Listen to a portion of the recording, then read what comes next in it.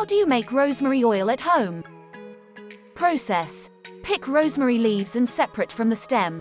Make sure to remove any rotten leaves. Rinse the leaves several times to get rid of sand and dust. Spread the leaves out on a tray and leave in the sun to dry. Slightly pound the leaves in a clean mortar. This will help hasten the extraction process. Bring the crushed rosemary leaves into a heat-resistant bowl. Pour some coconut oil or olive oil to cover the leaves. Place the bowl on a double boiler and cook until it starts to heat up.